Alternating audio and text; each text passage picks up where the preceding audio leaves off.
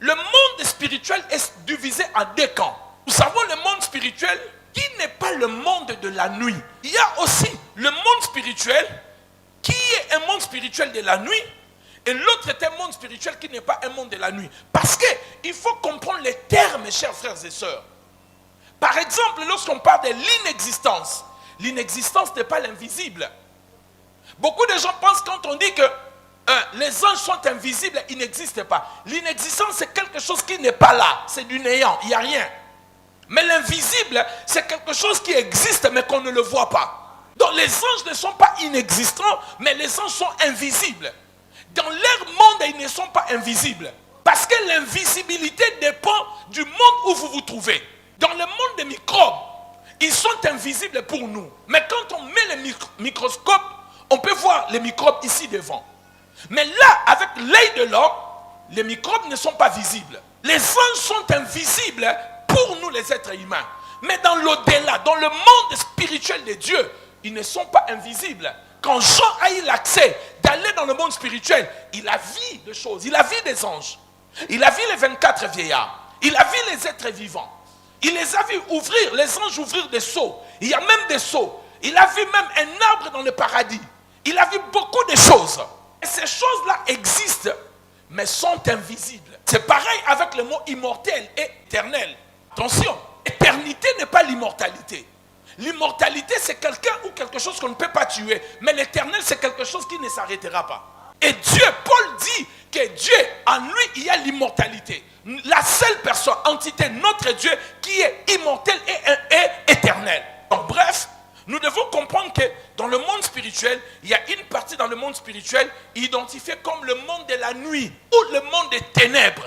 Il y a aussi une autre partie plutôt qui est identifiée comme monde spirituel, mais le monde de la lumière ou du jour. C'est pour cela, je vous ramène encore dans les textes du départ de 1 Thessaloniciens, chapitre 5, verset 5. Vous êtes tous les enfants de la lumière et les enfants du jour. Nous sommes les enfants de la lumière et du jour.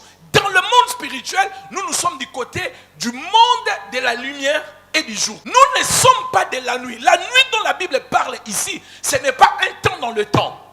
Ce n'est pas qu'on a commencé les jours et nous sommes arrivés au milieu de la nuit. Nous ne sommes pas les enfants de la nuit, ni des ténèbres.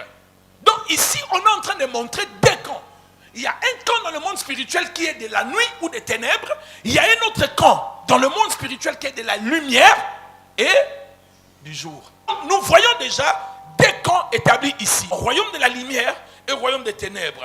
Le premier est caractérisé, donc le royaume de la lumière, le royaume spirituel de Dieu est caractérisé par la lumière ou le jour. Le deuxième royaume des ténèbres est caractérisé de Satan, est caractérisé par la nuit et par les ténèbres. Maintenant, dans le royaume des ténèbres, il y a encore deux mondes. Il y a encore deux mondes dans le royaume des ténèbres. Dans ce monde spirituel, je disais, nous avons premièrement, dans le monde spirituel des ténèbres, nous avons deux mondes. Le premier monde, c'est l'astral d'en haut.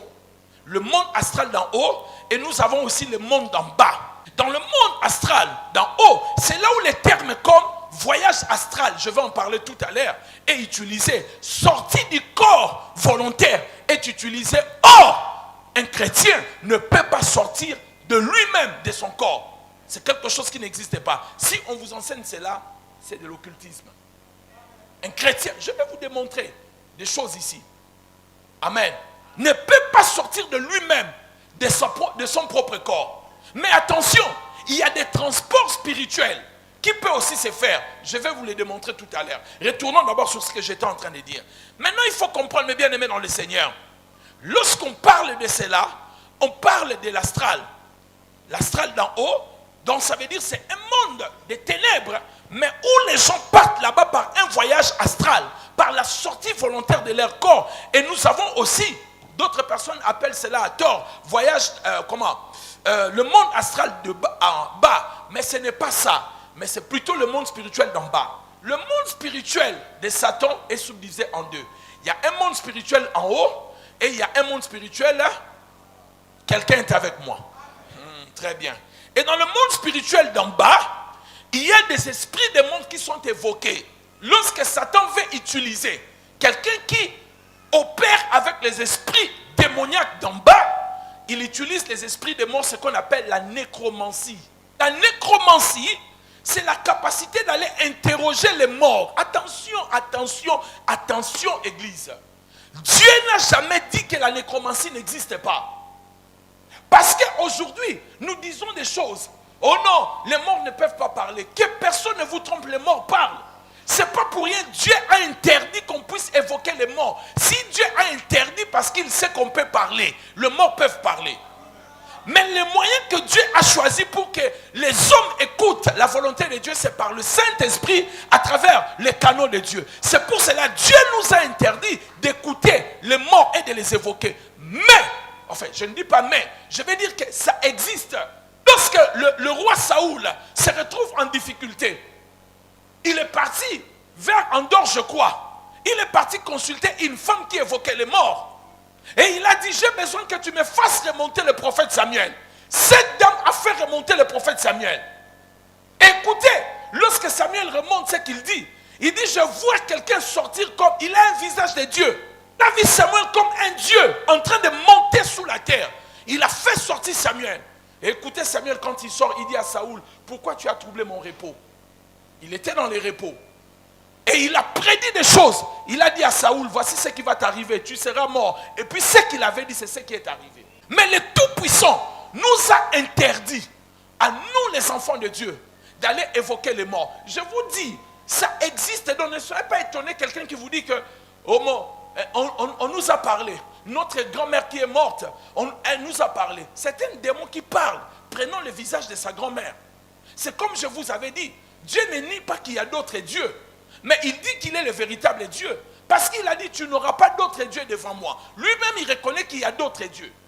Mais c'est lui qui est le véritable.